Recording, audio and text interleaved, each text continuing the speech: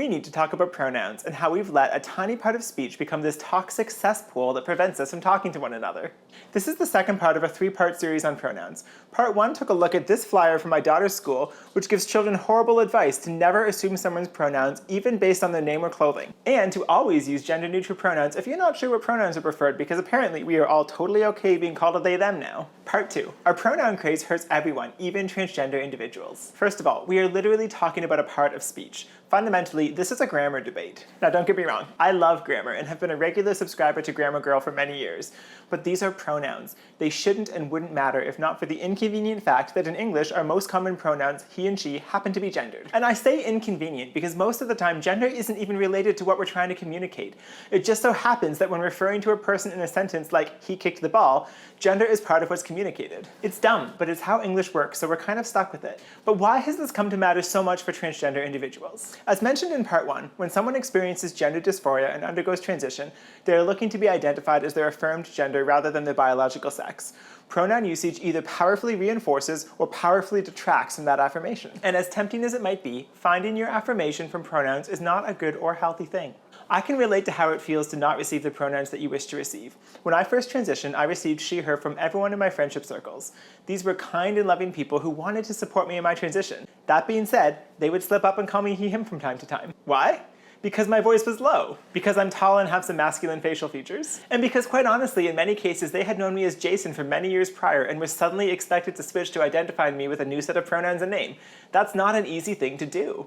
When I'd receive he, him, I'd be devastated. For a long while, I blamed this on others. I blamed their unwillingness to care about me enough to get my pronouns right. About a year into my transition, I realized that this wasn't about other people at all. I was doing this to myself. In order to deal with my dysphoria, I had adopted an illusion and was pretending that I was something that I wasn't. Female. And I would thus enter into interactions with others pretending that they also saw me as female. This was setting me up for failure, because when someone would use he, him, regardless of their intention, it would suddenly force me to face the reality that others didn't see me as I was choosing to see myself. Back then, when I would receive pronouns I didn't want, it would rip me apart. I would feel it for days, and I wouldn't want to be around the well-meaning person who misgendered me because I felt uncomfortable knowing that they didn't view me as truly female. The solution to this spiral, as it turned out, fell upon me completely by accident. A few years ago, I had an opportunity to work with a wonderful life and career coach, and we spent a lot of time focused on authenticity. I went in thinking I had a problem being authentic with others, but throughout the year of coaching, I realized I had a much bigger problem being authentic with myself. Through authenticity, I came to accept that I am biologically male. And when I say accept, that doesn't mean that I like it. It just means that I don't live in denial of it anymore. Looking back, where I was at reminds me of the friends from high school who thought they were amazing singers when they were actually subpar at best.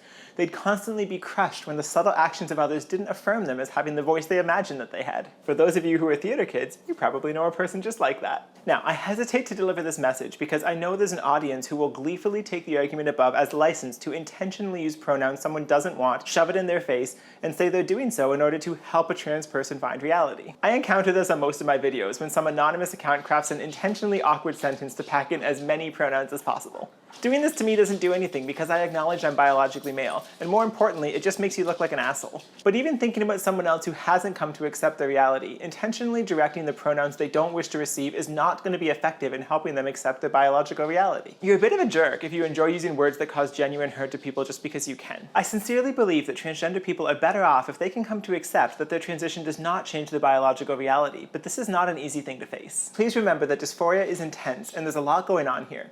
If you genuinely want to help a transgender person accept the biological reality, it's going to have to be done through friendship, love, genuine conversation, and in my case, a lot of books. It is never going to happen through humiliation. Techniques like this is what this side of the divide is doing to cause even more pushback against your cause. There are many people, I'd argue most of us, who believe a whole bunch of things that are detached from reality. Humans believe fictitious narratives about our families, our religions, our countries, and the celebrities that we follow. And even more personally, are we not all guilty of holding delusions about ourselves? Delusions that we create in order to place ourselves as the heroes and champions of our own narrative? Perhaps recognizing that an individual struggles with their gender and showing a little charity towards this person would help temper the tense climate that currently exists on all sides of this toxic debate. One last thought before I end this video. The final installment of this series will take a deeper dive into the dangers of compelled speech, which is where we currently stand with pronoun usage. I do not accept that anyone should be compelled towards speech of any kind, affirming pronouns included. But in practice, almost everyone in my life uses she, her to refer to me, including many people who do not accept me as a woman. And the beauty is this isn't compelled.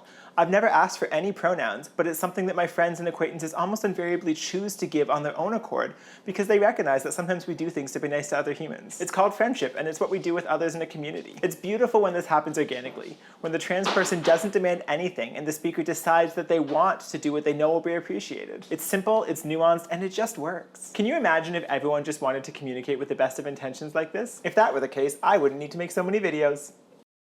So I got this comment from Felicia Rembrandt, and I have to say that I completely agree that referents do matter, and it's so important that we speak accurately. And in the spirit of accurate reference, it's weird that you speak of yourself in plurality because you're only one person, and that makes little referential sense.